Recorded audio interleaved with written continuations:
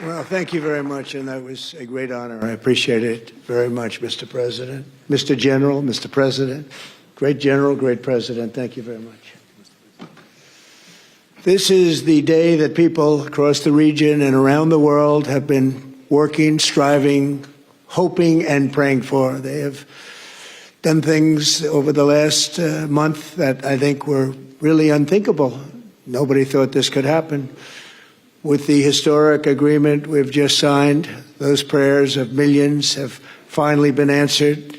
As you know, the hostages have been returned, and further work goes on having to do with the, sadly to say, bodies. Together we've achieved what everybody said was impossible. At long last, we have peace in the Middle East, and it's a very simple expression, peace in the Middle East, and we've heard it for many years, but nobody thought it could ever get there, and now we're there. I want to congratulate everybody sitting in these first few rows and standing behind me. I don't know why they chose to stand, but I promise I'll make it short, okay? We are not going to keep you standing for long. These are great leaders. After years of suffering and bloodshed, the war in Gaza is over. Humanitarian aid is now pouring in, including hundreds of truckloads of food, medical equipment, and other supplies, much of it paid for by people in this room. Civilians are returning to their homes. The hostages are reuniting. I mean, it's beautiful. I'm just watching it backstage. The level of love and sorrow, I've never seen anything like it. It's amazing when you see they haven't seen their mother, their father. They haven't seen them in such a long time, and they lived in a tunnel, a very little tunnel, very deep. And the level of love is just incredible. It's a beautiful thing to see. It's, in one sense, it's so horrible that it could have taken place, but in another sense, it's so beautiful to see. A new and beautiful day is rising, and now the rebuilding begins. The rebuilding is maybe going to be the easiest part. I think we've done a lot of the hardest part, because the rest comes together. We all know how to rebuild, and we know how to build better than anybody in the world. I want to express my tremendous gratitude to the Arab and Muslim nations who helped make this incredible breakthrough possible. And you really did. To President El-Sisi of Egypt, who is so generously hosting us today. And I want to thank you for the outstanding job your country is doing in so many different ways, and for helping us so much with this peace agreement. I also want to thank the President for the escort of 6 fighter jets. Oh, we looked out the window, we said, I hope they're friendly, and they turned out to be very friendly. But we had 3 on each side, and they are beauties right out of the great, really American manufacturing hub. We make the greatest military equipment in the world. We have the strongest military in the world by far.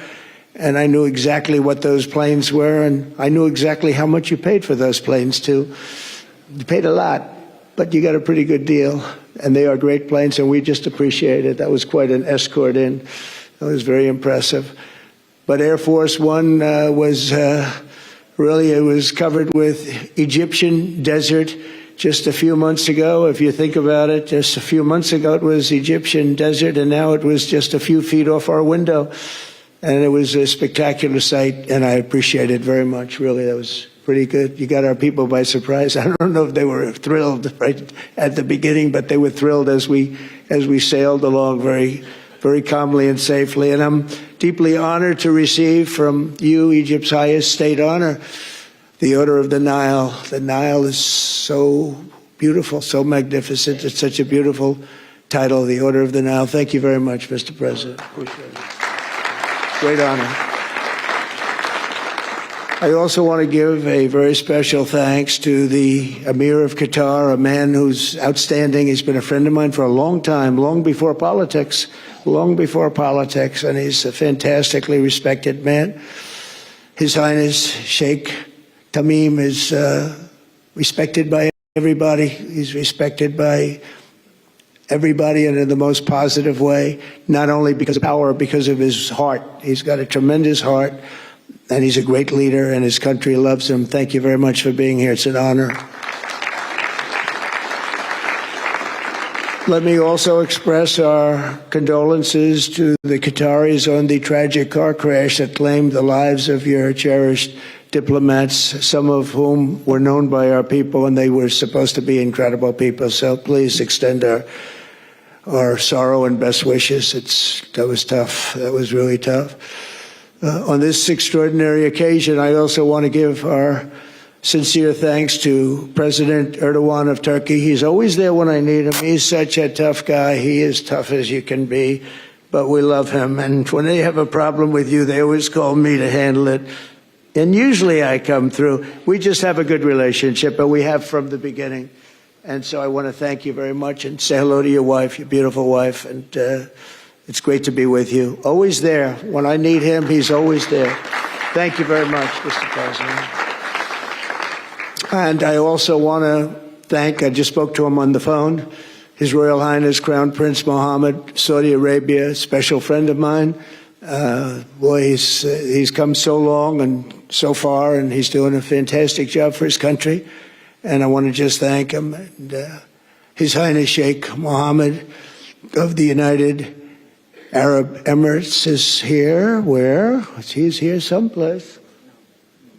Well, he's not here. But he's here in spirit, I can tell you that. And he's been another one. He's been absolutely incredible, and we appreciate it very much. And His Majesty King Abdullah of Jordan. And thank you very much, King Abdul of Jordan. He's here. Thank you. Thank you. Thank you very much. And you really have been a great helper. We appreciate it. Appreciate it. Prime Minister Sharif of Pakistan, and also I have to say my favorite Field Marshal from Pakistan, who's not here, but the Prime Minister is here, and you're going to give his regards. Where are you? There you go. Thank you very much. Do you want to say what you said to me the other day? Come, would you like to say what you said the other day? I think it was so nice. Please. Thank you very much, my dear President Trump, my dear brother President Fath el-Sisi of Egypt, Majesties, Highnesses, Excellencies, ladies and gentlemen, Assalamu alaikum, and a very good evening. Well, I would say today is one of the greatest days in contemporary history, because peace has been achieved after untiring efforts led by President Trump, who is genuinely a man of peace, who has relentlessly and untiringly worked throughout these months, day in and day out, to make this world a place to live with peace and prosperity. I would say that Pakistan had nominated President Donald Trump for Nobel Peace Prize for his outstanding, extraordinary contributions to first stop war between India and Pakistan, and then achieve ceasefire along with his very wonderful team. And today again, I would like to nominate this great president for Nobel Peace Prize, because I genuinely feel that he is the most genuine and most wonderful candidate for Peace Prize, because he has brought not only peace in South Asia, saved millions of people, their lives. And today, here in Sharm el-Sheikh, achieving peace in Gaza is saving millions of lives in the Middle East. Mr. President, I would like to salute you for your exemplary leadership visionary leadership. And I think that you're the man this world needed most at this point in time. World would always remember you as a man who did everything, went out of the way to stop 7 and today 8 wars. I would like to thank my very dear brother, Sheikh Tamim. He's Akh al-Shaqiq, who has really worked very hard along with others to achieve peace in this region. My very dear brother, President Tayyip Erdogan, His Majesty, King Abdullah, and of course my very dear brother, Mohammed bin Zayed of UAE, and of course my very dear brother, Crown Prince of Saudi Arabia. And he has also been very, very helpful and contributed very valuably in this wonderful peace process. Ladies and gentlemen, I wouldn't want to take more of your time. Suffice it to say, had it not been for this gentleman, not only, who knows, India and Pakistan are both nuclear powers. Had he not intervened along with his wonderful team, during those 4 days, the war could have escalated to a level. Who would have lived to tell what happened? And similarly, here in this part of the world, in Middle East, Mr. President, your valuable contribution along with President Sisi, I think history will remember in golden words. I wouldn't say more except God bless you, God give you long life to serve like this for all time to come. Thank you very much.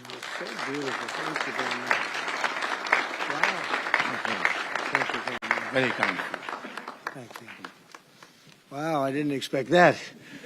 Let's go home. There's nothing more I have to say. Goodbye, everybody. That was really beautiful and beautifully delivered. Wow, thank you very much. Also with us is President Prabowo, a very incredible man, of Indonesia. President, come in.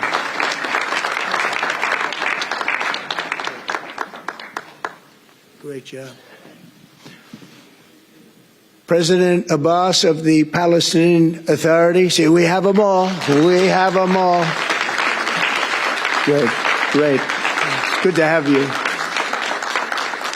And so many others. I have a list here. This first 3 rows and what's standing behind me, I don't know why they chose to stand, but it's there. They're going to be very famous tomorrow. All of them. We have the Arab League is represented by His Excellency, and thank you very much for being here. Thank you very much. We have Armenia, and Azerbaijan. That's a little war that we stopped. That's a little war. There they are. Look at them. They're sitting. When I met with them, it was in the Oval Office. They fought for like 31 years or some crazy number. And they had one sitting on that side of the Oval Office, one sitting. By the time we finished in 1 hour, they were both hugging each other. And now they're friends and they're getting along great. Look at it. So I want to thank you both. That's incredible. Really incredible. So you have Armenia and you have Bahrain. You have Canada. It's so great to have, in fact, the president called and he wanted to know if it's worthwhile. He knew exactly what it was. He knew the importance. Where's Canada, by the way? Where are you? Where are you?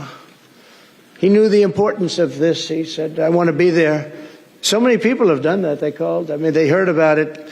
And these are not people that can do that very easily. They have pretty big schedules, to put it mildly. The most powerful people. And I appreciate you being here very much, Mr. President. Fantastic. Fantastic. And Cyprus, Egypt, the European Union, it's a lot of countries. France, thank you very much, Emmanuel.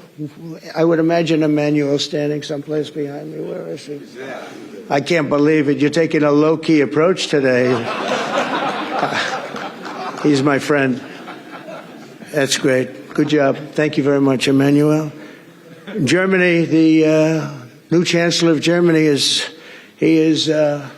easy to spot because he's very tall and he's very smart and he's doing a fantastic job for his country. Appreciate it very much. And congratulations, a big election. That was a big one. That was going to change things. Greece, we have Greece. We have Hungary. Oh, Victor, where is Victor? Victor. We love Victor. Victor, I call him. You know, I put the little accent on it. You are fantastic, all right? I know a lot of people don't agree with me, but I'm the only one that matters. You are fantastic. He's a great leader. I endorsed him the last election he had, and he won by 28 points. So you're going to do even better this time. If you have another election, and you're going to do great, and we appreciate it, and we're behind you 100%. That's Hungary. India is a great country with a very good friend of mine at the top, and he's just done a fantastic job. And I think that Pakistan and India are going to live very nicely together, right? That's not a very... They are. And they're two great, I'd say, leaders, great leaders as far as I'm concerned. Indonesia, we covered, and I just want to say that that's a big country, a powerful country. It does unbelievably well, and it's great to have you. Iraq, we have Iraq with lots of oil. They have so much oil, they don't know what to do with it. That's a big problem when you have so much, you have no idea what to do with it. So thank you very much. Italy, we have a young woman who's, I'm not allowed to say it because usually it's the end of your political career if you say it. She's a beautiful young woman. Now, if you use the word beautiful in the United States about a woman, that's the end of your political career, but I'll take my chances. Where is she? There she is. You don't mind being called beautiful, right? Because you are. Thank you very much for coming. We appreciate it. She wanted to be here, and she's incredible, and they really respect her in Italy. She's a very successful politician. We have Norway. Oh, Norway. Norway. What happened, Norway? What happened? Where's Norway? Where is he? We have Johnny. We're going to the World Cup, I can tell you that. Where's Norway? I don't think he wants to stand. Oh, he's back there. There we have Norway. Oman, again. We have Paraguay. We have really fantastic representative from Saudi Arabia. Thank you very much. I'll tell you what, and this time we'll get you the best seat. He always gets the best seat. He deserves the best seat. But what a great place it is. Spain. Where's Spain? Are you guys working on him with respect to the GDP? We'll get close. But fantastic job you're doing. And UAE, which is great. United Kingdom. Where's United Kingdom? Where's my friend? Come here. Is everything going good? Very good. It's very nice that you're here. These people all came in like 20-minute notice. And I think it's fantastic. And we have so many others, and just so many others. And it's such a compliment to what we're doing, because what we've done is something very unique and very special. So it's perhaps the wealthiest and most powerful group of nations ever assembled at one time, which is a big thing. We have achieved together in recent days a change that really is historic, and it's going to be remembered forever. And I want to thank the American team for their amazing work, and I want to thank, I think he'll go down as the greatest Secretary of State in the history of our country. I really believe that, Marco, or I wouldn't say it. Marco Rubio, I wouldn't say it. Maybe I would. You're doing a great job. I'll tell you, he's on course to do it. We've done a lot of work in 9 months. We've done a lot of work. I say that, 1 year ago, a little more, but 1 year ago, America, the United States of America was a dead country. The king told me, and I use that, he said, sir, 1 year ago it was a dead country. Today you have the hottest country anywhere in the world, and it is. It's the hottest country. So many investors are here.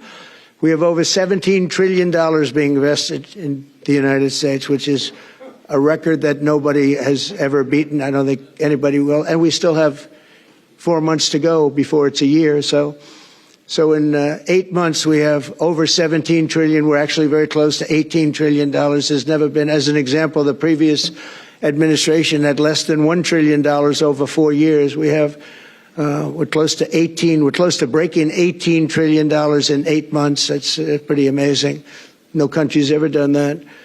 I want to also thank Special Envoy Steve Witkoff and my son-in-law and a great guy, Jared Kushner. And I even have my daughter here, Ivanka. Ivanka, please stand up. Ivanka's here. Wow.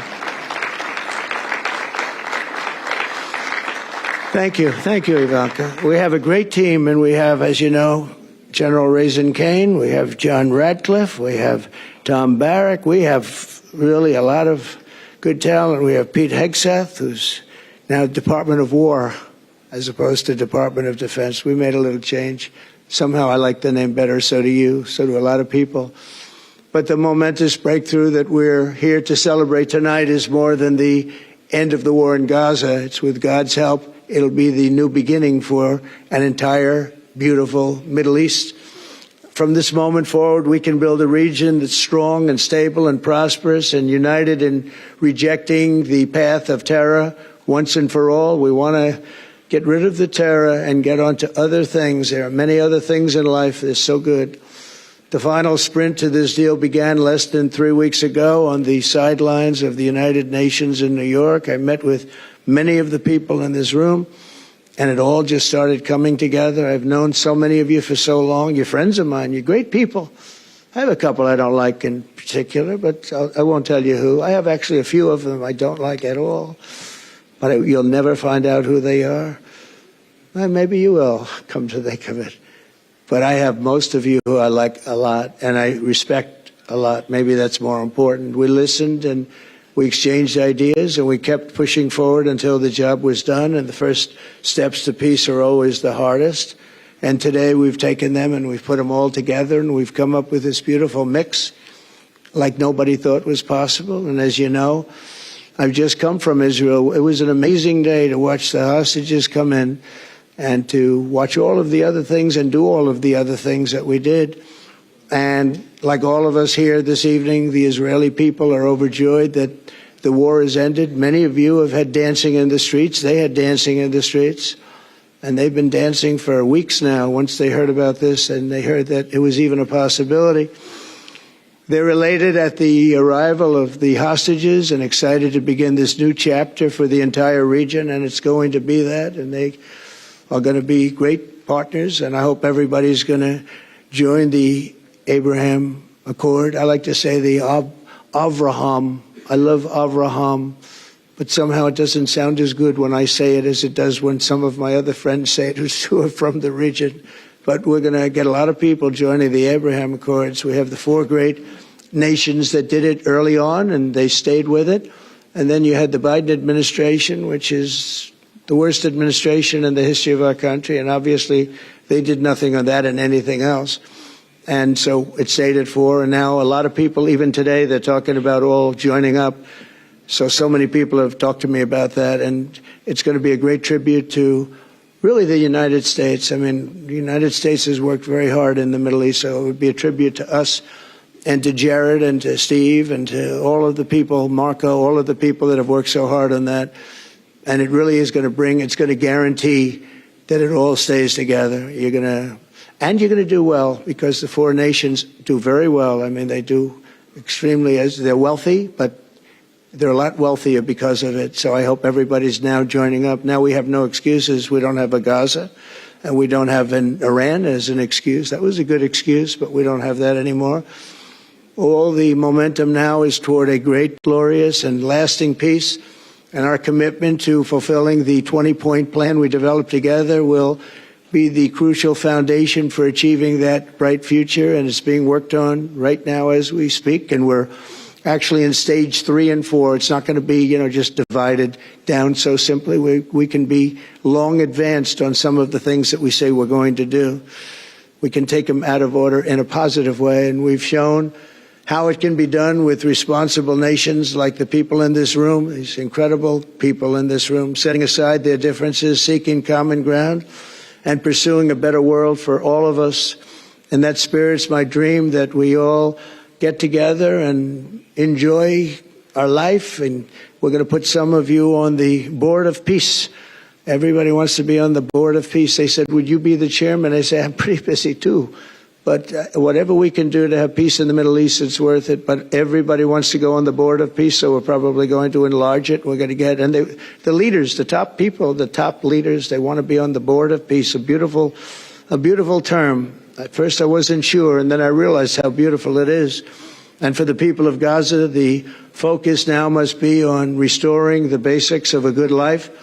We're going to have a lot of money coming into Gaza and a lot of rebuilding and building. It's not so much rebuilding, it's really building, cleaning up and building. And I'm pleased to announce that numerous countries of great wealth and power and dignity have come forward to me and just today and over the last week to say they want to help in the reconstruction of Gaza, putting up whatever money is necessary. And the money is, of course, it's a lot of money, but it's not much compared to the value or the wealth of these tremendous countries. And they are ensuring stability and success in the Middle East. So when you think about it, it's a very, very small amount of money is necessary, relatively speaking. And as those commitments are made, I'm going to let the world know who is doing it, because they really deserve great credit for doing it. And they're going to do something that's really monumental. This is a monumental day. This is a monumental moment in the history of the world beyond the Middle East.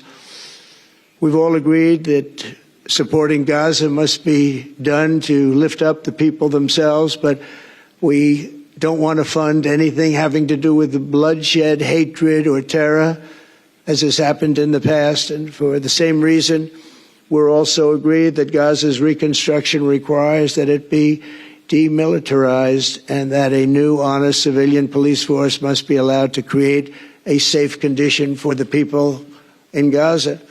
As I said earlier, I intend to be a partner in securing a better future.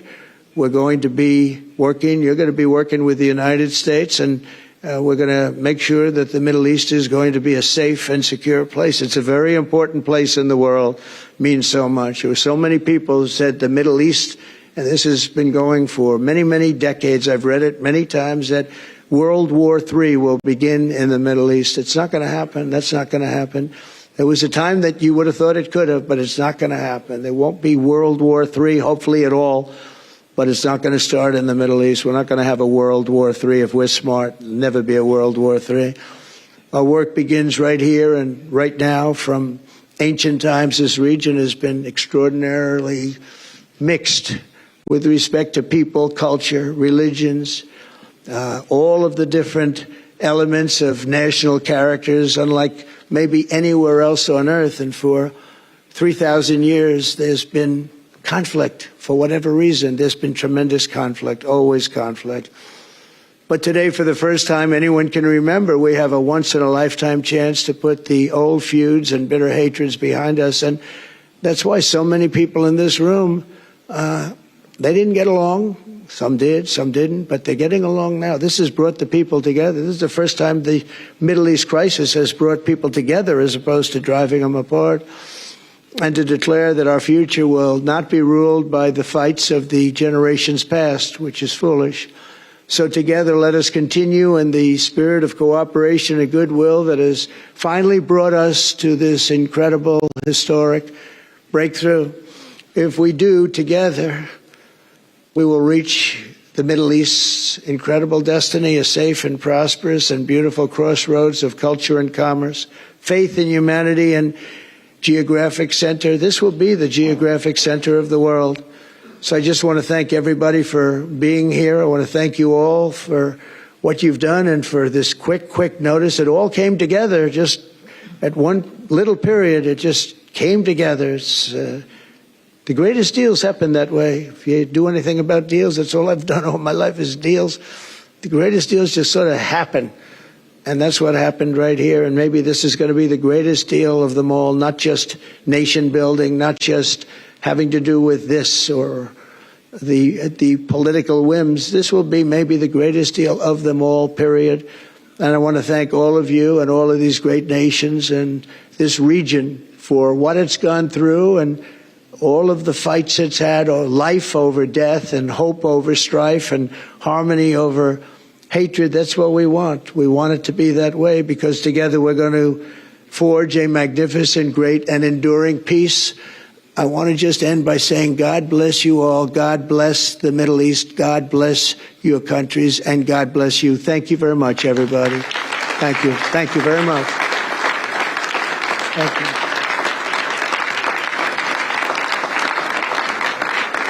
Thank you very much.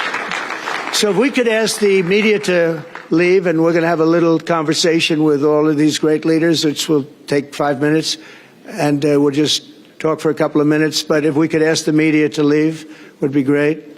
Thank you very much. Thank you. Thank you.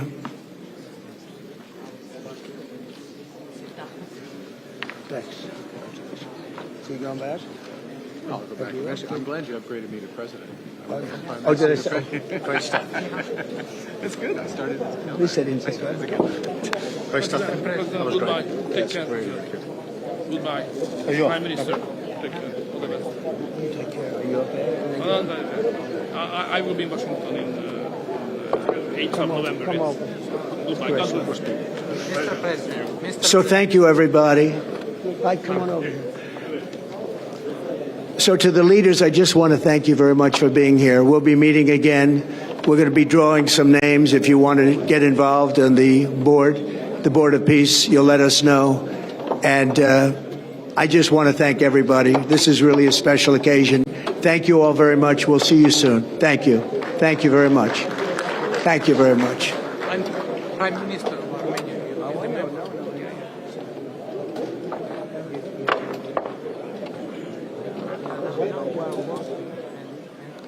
Thanks to you. God bless.